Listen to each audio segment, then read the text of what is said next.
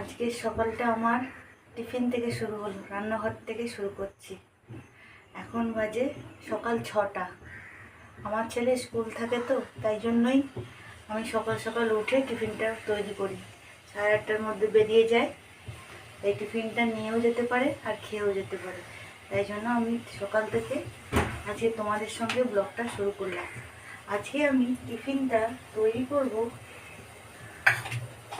আলু, ফুলকপি, ক্যাপসিকাম দিয়ে একটা কষা কষা টাইপের তরকারি তৈরি করব। আর সঙ্গে থাকবে পরোটা, ময়দা দিয়ে পরোটা করব।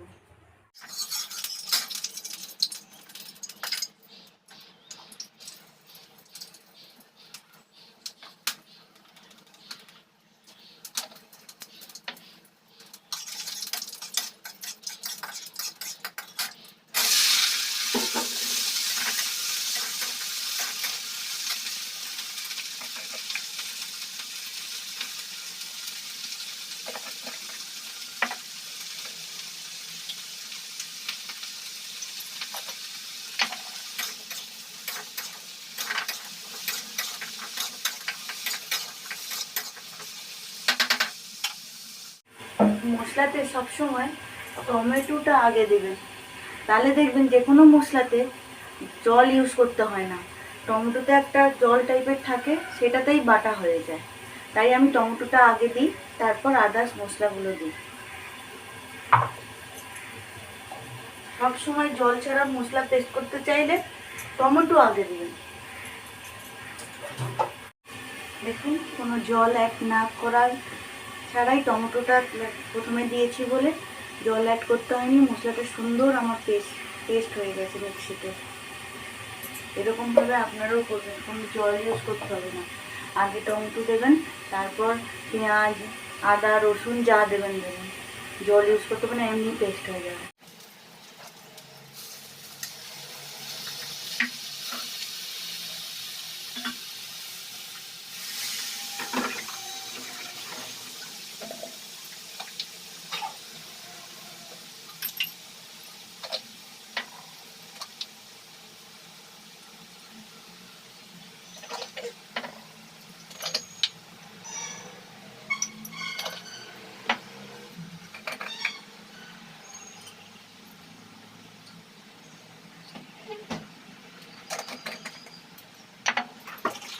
দেখুন আমার ছেলে কি পড়াশোনা করছে।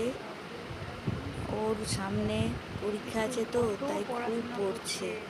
এতদিন পড়াশোনা করেনি, এখন পরীক্ষা এসে গেছে, মন দিয়ে পড়াশোনা করছে। এক্সাম বলে কত পড়ছে, সকালবেলা পড়তে বসে রিভিশন দিচ্ছে। জানি না কেমন এক্সাম দেবে।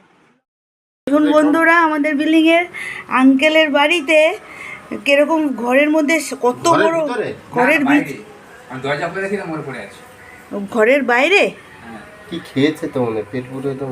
দেখুন সাপটা মরে পড়ে রয়েছে, আর কিছু খেয়েছে, পেট ফুলে রয়েছে। এই যে আমার খাটের উপরে চেয়ার আর এই যে কৌটা কৌটিগুলো দেখছেন, এইগুলো এমনি এমনি তুলিনি, খাটের তলা পরিষ্কার করব বলে তুলেছি। ভালো করে ঝাড়ু দেওয়া যাবে আর মুভ করা যাবে।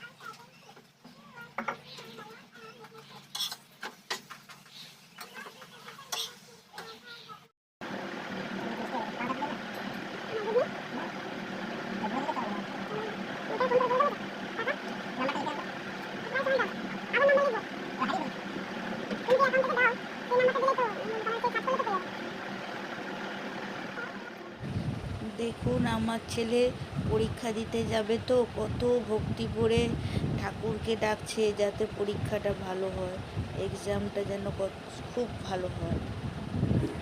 আজ আমাদের মেনু এই নোটে শাকের তরকারি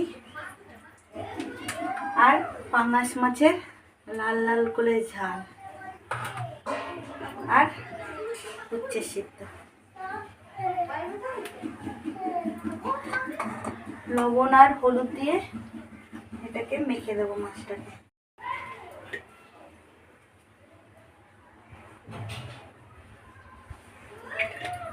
নুন হলুদ আর তেল দিয়ে পাঙাশ মাছটাকে আমি ম্যারিনেট করে রাখছি।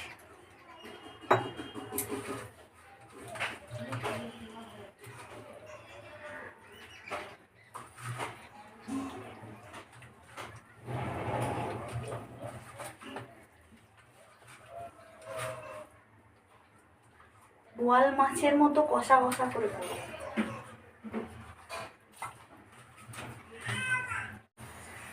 আমার শাকের তরকারিটা তৈরি হয়ে গেছে, এবার আমি মাছটা করব, তোমরা দেখতে থাকো। কড়াইটা আমার গরম হয়ে গেছে, এই পাঙাশ মাছ ভাজার জন্য আমি কড়াইতে তেল দিয়ে দেবো।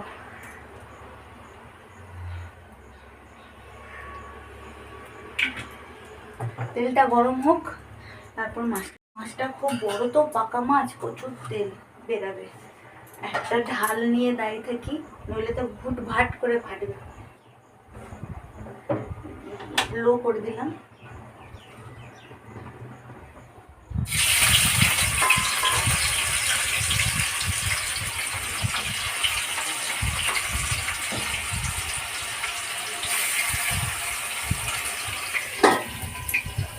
তারপর হাই করে দিলাম।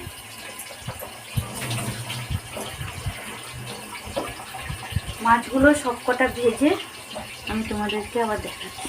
লাল লাল করে ভাজবো, লাল লাল, আর লাল লাল ঝাল হবে। খুব লাল লাল করে আমি মাছের মশলা করে নেবো মিক্সিতে।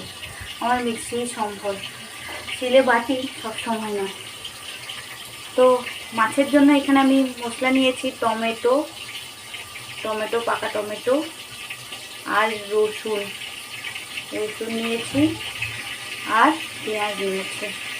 এগুলো আমি মিক্সিতে বেটে নেব। আমি একটা ফ্লিপকার্ট থেকে ফোনের স্ট্যান্ড নিয়েছি। ফোন স্ট্যান্ড দিয়ে স্ট্যান্ডে ফোনটা লাগিয়ে ভিডিও করবার জন্য। এমনি ধরে থাকতে আমার খুব অসুবিধা হচ্ছিল, তাই জন্য একটা স্ট্যান্ড নিয়েছি। যখন ওপেন করবো না তখন আপনাদেরকে দেখাবো, আপনারা দেখতে থাকুন। মাছগুলো তো সব আমার ভাজা ভাজা হয়ে গেছে লাল লাল করে। এবার যে মশলাটা পেস্ট করে রেখেছিলাম এটা ঢেলে দেবো। ফোড়নে দেবো জিরে গুঁড়ো, সরি গোটা জিরে,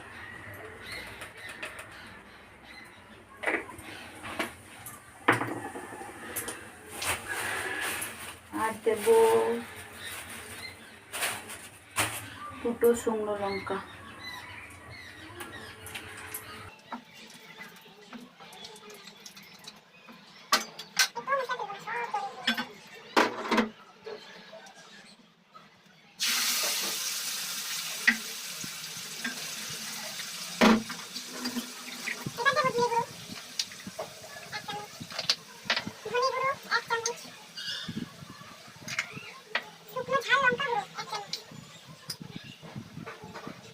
তো আমার চামচটা ভেঙে গেছে, তাই জন্য আমি এই চামচ দিয়ে দিচ্ছি, স্টিলের চামচ দিয়ে।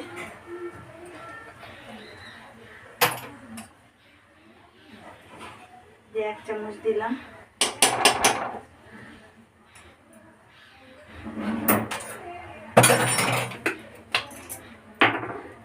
লাল লাল করার জন্য কাশ্মীরি রেড চিলি পাউডার দেবো এক চামচ, আর দেবো হলুদ গুঁড়ো,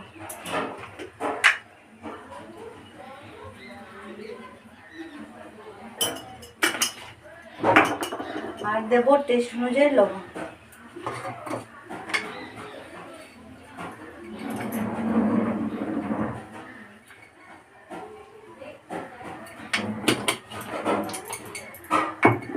দিয়ে ভালো করে মশলাটা আমি কষাবো। এটা কষানো হোক, হাই ফ্লেমে করে দিই। এটা দেখতে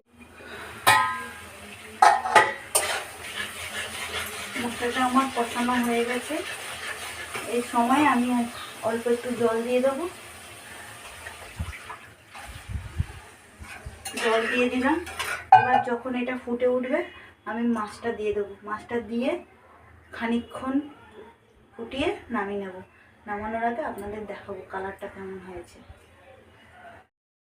এই দেখুন বন্ধুরা, আমার পাঙাশ মাছের লাল লাল ঝোল করে ফেললাম। আজকে কষা কষা করিনি, কারণ আজকে শুধু দুটো মেনু আপনাদের দেখিয়েছি, শাকের তরকারি আর পাঙাশ মাছের ঝোল। এটা যদি গা মাখা করতাম তাহলে ভাত খাওয়া যেত না, তাই একটু ঝোল রেখেছি লাল লাল করে। তো আজকের মতো ব্লগটা আমি এখানেই শেষ করছি, আমার পাঙাশ মাছের ঝোল দেখিয়ে। তোমাদের যদি ভালো লাগে আমাকে লাইক করো, শেয়ার করো বেশি বেশি করে ফ্রেন্ড ফ্যামিলির সঙ্গে, আর কমেন্ট বক্সে কমেন্ট দিও ভালো লাগলো কি লাগলো না। আর কি কি মেনু তোমাদেরকে দেখাতে হবে তোমরা জানিও, আমি সেরকম মেনু তোমাদের কথা মতো দেখানোর চেষ্টা করব। টাটা।